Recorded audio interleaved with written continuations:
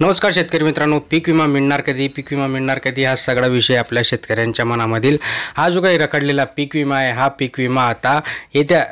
या आठवड्यामध्ये शेतकऱ्यांच्या अकाउंटमध्ये क्रेडिट होणार आहे हे सत्य आहे। बट याच्याही पलीकडे जर गेलं तर जो काही पीक विमा योजनेमध्ये आता घोटाळे होत आहेत ते रोखण्यासाठी जे काही प्रधानमंत्री पीक विमा योजनेतील गैरप्रकारांना आळा घालण्याच्या नावाखाली करण्यात येणारे जे काही बदल आहेत ते बदल होऊ नयेत, ज्याच्याने शेतकऱ्यांचं खूप काही मोठं नुकसान होणार आहे। त्या नुकसानीसाठी आता लेखी निवेदन मुख्यमंत्र्यांना देण्यात येत आहे सगळ्या स्तरांवर। कारण की जे काही याच्यामध्ये बदल होणार आहेत प्रधानमंत्री पीक विमा योजनेतील शेतकऱ्यांचा जो काही होणारा फायद्यापेक्षा याच्यामध्ये प्रत्यक्षरित्या शेतकऱ्यांना नुकसानच होणार असल्याचं आपल्याला इथे समजतंय। जास्त विमा संरक्षण मिळणारे पिकांची लागवड दाखवणे, दुसऱ्या शेतकऱ्यांच्या जमिनीवर परस्पर विमा काढणे, शासकीय जमिनीवर किंवा मंदिर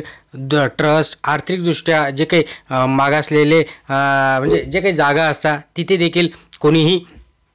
काहीही तिथे लावून आपला पीक विमा उतरवत असता आणि मग या सगळ्या गोष्टींना कुठेतरी आळा घालण्यासाठी शेतकऱ्यांना याच्यामध्ये बदल करण्यात यावा आणि म्हणून शासनाचे जे काही नियम येत आहेत ते शेतकऱ्यांच्या विरोधी असणार आहेत। राज्याने विमा योजनेसाठी 80 ते 110 हे मॉडेल स्वीकारले असून या योजनेतील विविध गैरप्रकार आणि कंपन्यांचा होणारा भरमसाठ फायदा या बाबींचे कारण देत राज्यातील शेतकऱ्यांच्या दृष्टीने फायदेशीर असणारे 4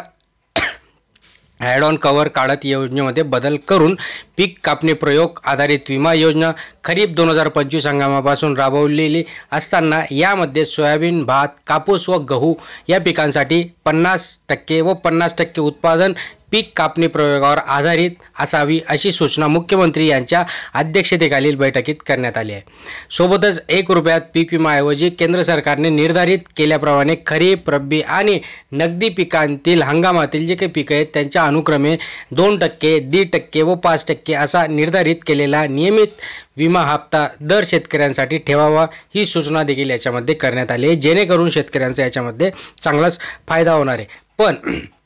राज्य शासनाने ॲड ऑन कव्हर म्हणून स्वीकारलेल्या प्रतिकूल हवामान घटकांमुळे पेरणी न होणे, हवामानातील प्रतिकूल परिस्थितीमध्ये झालेले नुकसान, काढणी पश्चात नुकसान, स्थानिक नैसर्गिक आपत्ती या शेतकऱ्यांना पीक विमा मिळवण्याच्या दृष्टीने अत्यंत महत्त्वाच्या आणि फायदेशीर बाबी याच्यातनं आपल्याला इथे प्रकर्षाने जाणवत आहेत। आता यापुढे जर आपण विचार केला तर त्या सगळ्या गोष्टी वगळून योजना राबवणे म्हणजे शेतकऱ्यांना मोठ्या आर्थिक संकटात लोटल्यासारखेच असताना आपल्याला दिसत आहे। सोबतच 1.5 ते 5% विमा हप्ता भरणे छोट्या शेतकऱ्यांना परवडणारे नसून या व्यतिरिक्त पीक कापणी प्रयोग आधारित विमा योजनेच्या त्यातील त्रुटीमुळे व्यवहार्य नसून याचा फटका अप्रत्यक्षरित्या शेतकऱ्यांनाच बसणार आहे। प्रधानमंत्री पीक विमा योजनेच्या अंतर्गत राज्यात सर्वसमावेशक पीक विमा योजना राबवण्यात येत असून या योजनेत केंद्र शासनाचे पीक कापणी प्रयोग आधारित उत्पादन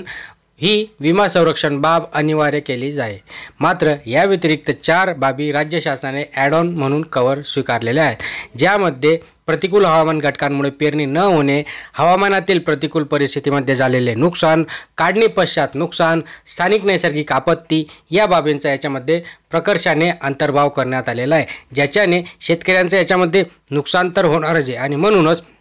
याच्या विरुद्ध आता शेतकरी संघटनांचं आंदोलन चालू आहे। तशा प्रकारचे लेखी स्वरूपात निवेदनं देखील देणं सुरू आहे, जेणेकरून जो काही पीक विमा आता तुटपुंजी जरी रक्कम मिळते शेतकऱ्यांना, कोणाला 1000 कोणाला 2000 मिळते, त्यासाठी देखील आपल्याला संघर्ष करावा लागतोय आणि जर भविष्यात हे असे परत नियम अजून आले तर हे नियम शेतकऱ्यांचे विरोधीच असणार आहे आणि म्हणून याला कुठंतरी आळा बसायला पाहिजे। राहिला विषय आपला पीक विम्याचा, तर तो पीक विमा जो काही आहे तो पीक विमा या